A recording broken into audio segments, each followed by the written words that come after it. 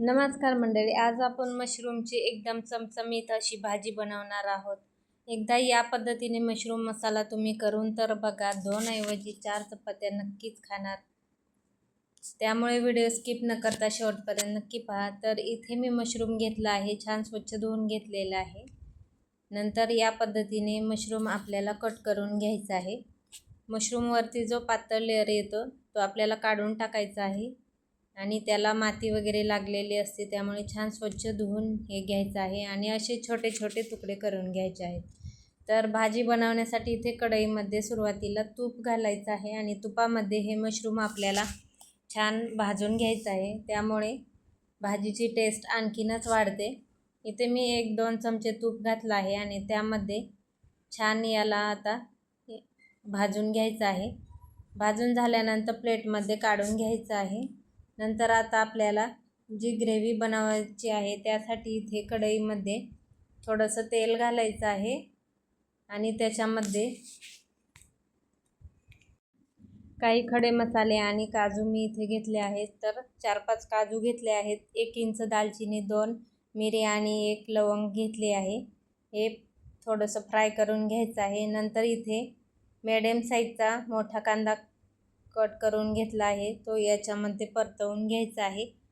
नंतर आले लसूण घालायचं आहे। नंतर 1 हिरवी मिरची सुद्धा याच्यातच घातली आहे, त्यामुळे ग्रेव्हीची टेस्ट आणखीनच वाढते। काजू आवर्जून घाला, त्यामुळे एकदम क्रीमी अशी ही ग्रेव्ही बनवून तयार होते। 1 इंच आलं कट करून घातलं आहे आणि लसूण थोडा जास्त वापरायचा आहे। 10-12 लसूण पाकळ्या घातल्यानंतर 1 मोठा पिकलेला टोमॅटो कट करून घातला आहे। छान हे भाजून घ्यायचं आहे। भाजून घेतल्याने ग्रेव्हीची चव आणखीन वाढते। नंतर इथे मी काही कोथिंबीरीच्या काड्यासुद्धा याच्यातच टाकल्या होत्या। प्लेटमध्ये हे भाजलेलं साहित्य काढून घेतलं आणि थंड झाल्यानंतर पाणी न घालता हे मिक्सरला वाटून घ्यायचं आहे बारीक। तेलामध्ये व्यवस्थित परतलं असल्यामुळे पाणी घालायची गरज नाही, छान स्मूथ असं हे वाटून तयार होतं। बघू शकता इथे छान पेस्ट तयार झाली आहे। नंतर आता त्याच कढईमध्ये तेल घातलं आहे, तमालपत्र घातलेलं आहे, 1 चमचा जिरे घालायचं आहे आणि बनवलेली पेस्ट घालायची आहे। जिरे व्यवस्थित तडतडल्यानंतर बनवलेली पेस्ट घालायची आहे। आता ही पेस्ट व्यवस्थित आपल्याला छान तेल सुटेपर्यंत भाजून घ्यायची आहे। नंतर इथे मसाल्यामध्ये मी हळद, धना पावडर, लाल मिरची पावडर, गरम मसाला, मीठ आणि थोडीशी साखर घातली आहे टोमॅटोचा आंबटपणा घालवण्यासाठी। तर मसाले घालून व्यवस्थित मिक्स करून घ्यायचं आणि हे मसाले आता तेल सुटेपर्यंत व्यवस्थित असे आपल्याला परतवून घ्यायचे आहेत। तर बघू शकता इथे मसाल्याला व्यवस्थित तेल सुटलं आहे। आता तुपात परतलेलं मशरूम घालून व्यवस्थित याला मिक्स करून घ्यायचं आहे आणि ग्रेव्ही तुम्हाला जेवढी हवी आहे त्यानुसार गरम पाणी याच्यामध्ये घालायचं आहे आणि झाकण ठेवून 15 ते 20 मिनिटे मशरूम शिजेपर्यंत आपल्याला ही बारीक गॅस ठेवायचा आहे। बारीक गॅसवर छान व्यवस्थित हे मशरूम 15 मिनिटे शिजवून घ्यायचं आहे। तर इथे गरम पाणी घातलं आहे आणि व्यवस्थित मिक्स करून घेतलं आहे।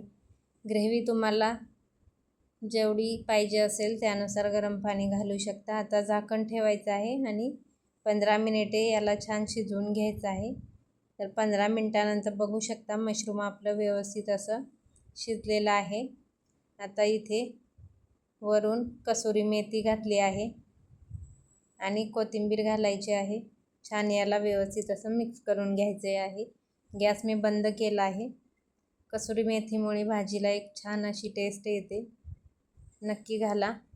तर इथे मशरूमची एकदम चमचमीत अशी आपली भाजी तयार आहे। बॅचलरसुद्धा बनवू शकतात, एवढी सोपी पद्धत आहे।